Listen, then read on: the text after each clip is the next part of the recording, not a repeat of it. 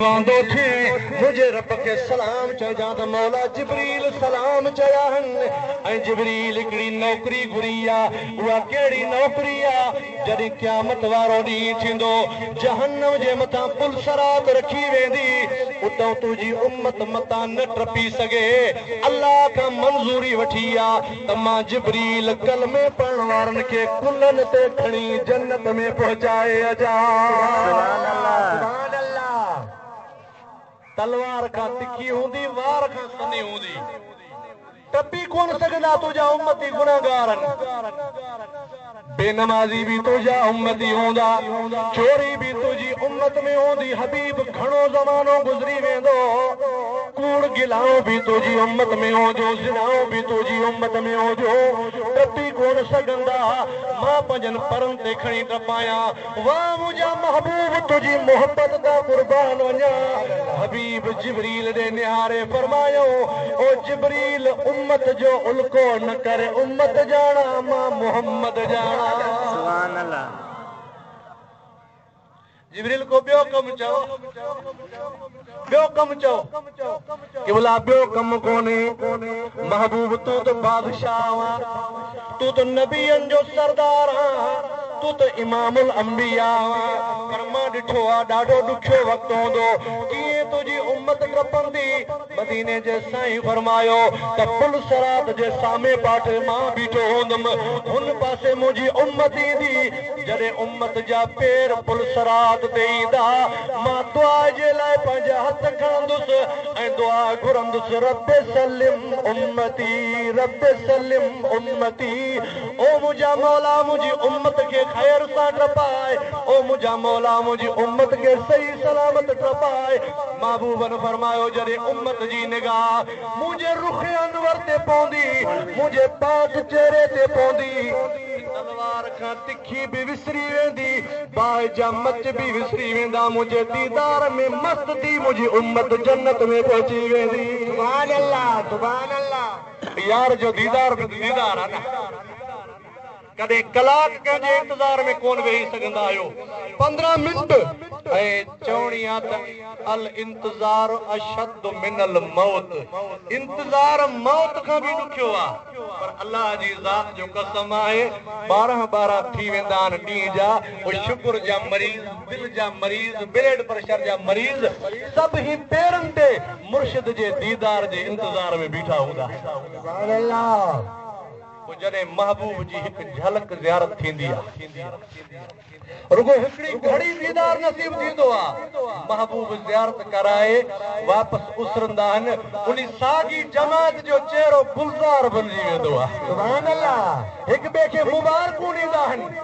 हिक ॿिए खे भाकुर पाईंदा आहिनि उहे चइनि कलाकनि जा जीअं इंतज़ार गुज़री वेंदा आहिनि ईअं महशर जो मैदान थींदो महबूब जे रुख़ अनवर में नज़र हूंदी ऐं तव्हां पुछी ॾिसो आलमन खां महबूब जो दीदार हर उम्मती खे पंहिंजे मुर्शिद कामिल जी सूरत में थींदो। सुभान अल्लाह। खलीफ़ो नबी बख्श रहमतुल्लाह अलैह 12 ॾींहं दरगाह शरीफ ते रहियो हज़रत पीर से रोज़े दणी रहमतुल्लाह अलैह जो प्यारो खलीफ़ो आहे दरगाह जो प्यारो खादिम आशिका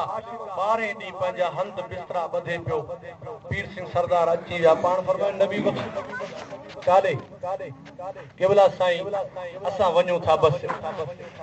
हे दर नसीब वारनि जे लाइ आहे बख़्त वारनि जे लाइ आहे भाग वारनि जे लाइ आहे असांखे त 12 ॾींहं गुज़री विया आहिनि अञा यार जो दीदार कोन थियो आहे पाण फरमायो तेरी रात असांजे करे रही पई खलीफो साहब फरमाए तो तेरी रात थी अशा जी नमाज पढ़ी करे सुतो आया रात थी मां ख्वाब ॾिठो त हिकु सोनारी तंबू लॻल उते हज़ारनि जी तादाद में जमात बीठी हर को चवे तो इंतजार में बीही रहियो को भी शोर न करे को भी आवाज न करे हर को दुरूद पढ़े पियो जेको इहो सोनो दरवाज़ो इन्ही सोने दरवाजे मां हसन हुसैन जो नानो मिठो मोहम्मद अचण वारो आहे। सुभान अल्लाह। अञा थोड़ी देर गुजरी आहे बिस्मिल्लाह बिस्मिल्लाह जो आवाज़ थियो दुरूद जो आवाज़ थियो नूर जा चमकार थी विया ॾिसां जो उन दरवाज़े मंझा सोणी सूरत वारो मुंहिंजो मुर्शिद करीम अची ज़ाहिर थियो आहे दीदार थियो दीदार करे दिल ठारियम पर दिल में ख्याल रहियो त नबी पाक सल्लल्लाहु अलैहि वसल्लम जी ज़ियारत ये तो पीर सिंह सरदार जी ज़ियारत थी आहे सुबह जी नमाज पढ़ी करे हे अञा सफ़ में वेठो आहे पीर सिंह बादशाह चेहरो अनवर फेराए पाण फरमायो ओ नबी बख्शे मुर्शिद आईनो आहे मुर्शिद जी सूरत में कदे रसूलुल्लाह जो दीदार भी थींदो आहे कदे मुर्शिद फना फिल्लाह जी मंजिल ते हुंदो आहे त अल्लाह जे नूर जो तजल्लियो भी नजर अची वेंदो सुभान अल्लाह पुतू असा खुश नसीब आयूं उन सोने रसूल जो कलमो नसीब थियो आहे ऐं अल्लाह जे कामिल वलियन जो दरे अनवर नसीब थियो आहे जेको नूरानी नूर दर